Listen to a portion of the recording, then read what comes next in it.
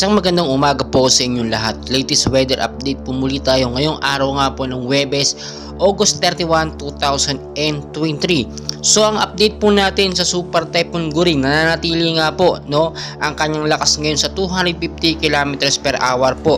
Malapit pa rin po sa sentro at ang bugso po niya ay pumapalo naman po sa 255 km per hour. Pa northwestward pa rin po ang kilos na may bilis pong 10 km per hour.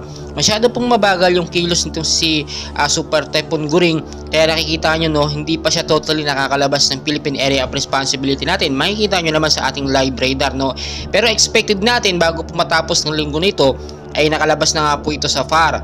Pero ito po yung ating panibagong binabantayan nga po, si Bagyong Hana na nasa labas pa po ngayon ng FAR at posibleng pumasok sa Philippine Area of Responsibility sa paglipas lamang po ng ilang mga oras dahil halos dikit na po siya sa ating FAR.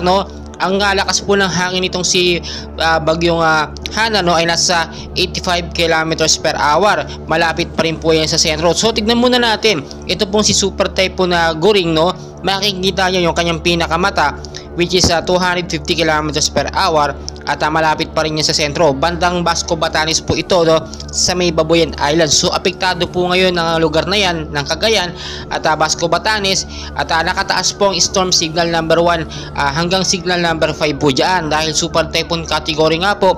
Napakalakas po ng bugso ng hangin na yan. Makikita nyo naman po sa ating pinaka live radar at ilang oras pa po ang bibilangin bago pa ito humina dahil makikita nyo sa ating live track yung kanyang direksyon na tatahakin. So ito naman si Bagyong Hana, makikita nyo high Q na may 85 km per hour, pero yung tinatahak niya pong lugar ay pa Northern Luzon. So expected po natin yung bandang Northern Luzon area at sa Metro Manila ay posibleng tamaan po ng Bagyong Hana kapag ito ay naglandfall na or pumasok na sa ating Philippine Area of Responsibility.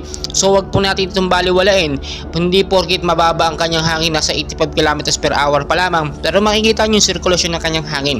Malakas po yan at lalong lumalakas po sa paglipas po ng mga oras. At tinitignan po natin dito ay yung kanyang direksyon. Kung ito nga po ba mananatili na matagal sa ating Philippine Area of Responsibility, kung pumasok ito at syempre tutumbukin niya yung Northern Luzon, doon po ang ating babantayan. Kapag ka nag-stay siya o naglandfall siya dito sa Northern Luzon ay posibleng makaranas po tayo ng malakas na pag-uulan. Kaya lagi ko pong pinapaalala sa inyo mga kapalit ko, mga kababayan, maging ready po tayo sa banta ng bagyo, especially po sa mabababang lugar, sa banta po ng pagbabaha kapag ka nagkaroon po ng patuloy ng pag-uulan. Ganoon din po sa matataas na lugar, mag-ingat po kayo sa banta po ng landslide kapag ka nagkaroon po ng patuloy na pag-uulan. Lalambot po ang lupa at posibleng mauwi sa landslide. Patuloy ko po kayong update, and please huwag niyo kalimutan mag-like and subscribe for more weather updates. Maraming salamat po sa inyo lahat.